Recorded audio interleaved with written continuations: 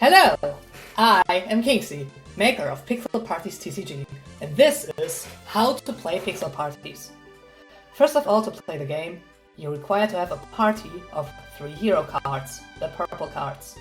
Each hero comes with its own unique effects and starting abilities, the blue cards. Every hero has 2 of those. Those can be 2 different abilities, or 2 of the same, which are then stacked on top of each other. Each ability stacks up to level 3, and the hero can have up to 3 different abilities attached to them.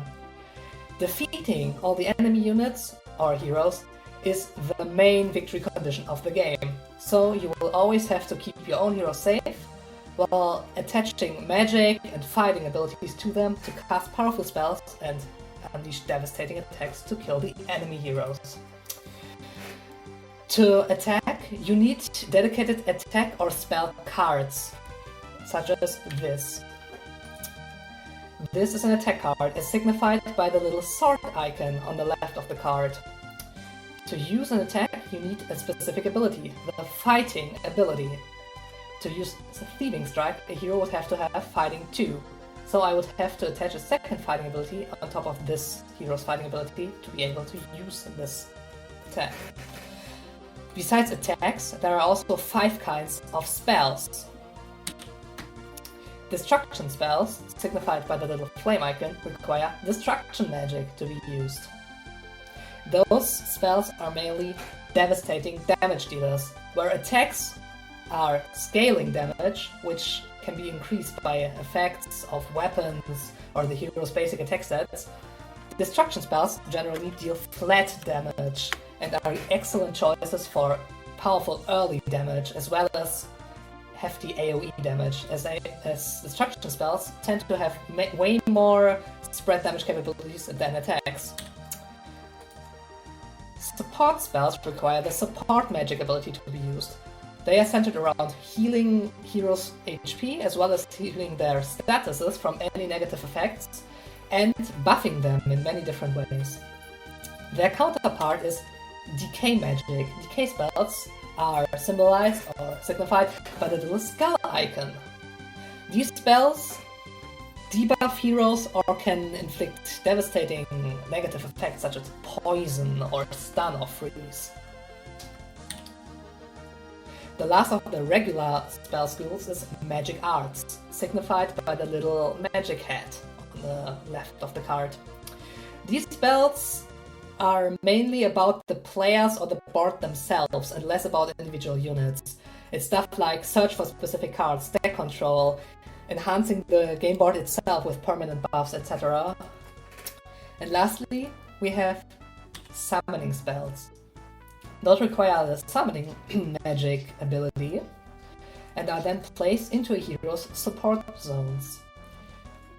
Creatures that are summoned this way are no longer counted as spells, but rather just as creatures, which become legal targets on the board.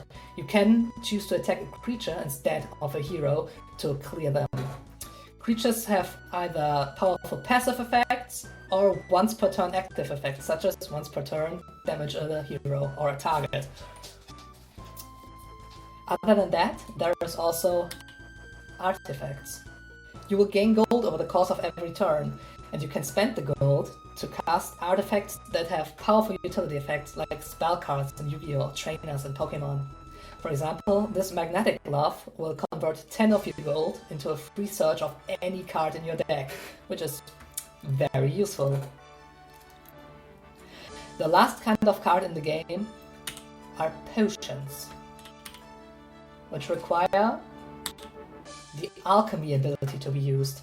Potions have very powerful one-time only abilities that can range from drawing cards to immortality to healing to all other kinds of effects. Potions go into a second potion deck and can only be accessed via alchemy. Which potion you get once per turn is completely random, which balances out their extreme power. Now, to the course of a turn. At the beginning of the game, both players bring a 60 card deck, a potion deck of 5 to 15 cards if they play any alchemy, and the hero setup. Both players decide who starts, draw, and then draw 5 cards. The turn player draws 1 card and gains 4 gold. Even player 1 in their first turn gets this draw and this gold. The only downside you have from going first is not being able to deal any damage to your opponent. After drawing, you get into your power-up phase. You may now, in any order, attach an ability to each of your heroes. Use the abilities or the effect of any cards on the board, like Alchemy or my heroes' effects. Play artifacts if you have the gold to pay for them. And finally, end your power-up phase to go into your action phase. You only get a single action in your turn, and you can use it to either play an attack or spell, or to use an effect which explicitly costs an action to use.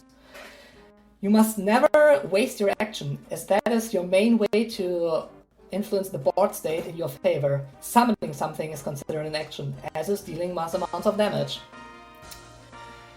Balancing your action economy as well as your resources in gold, potions, and card draw is the main way of winning the game, as well as finding the broken-ass combos between different heroes, which may unlock incredibly powerful strats from the beginning. And that is basically how to play pixel parties. You attach new abilities to your heroes, you throw artifacts at them, sometimes you equip them, sometimes you play them for one-time use, and then you throw powerful spells at your opponent until their heroes die. The end.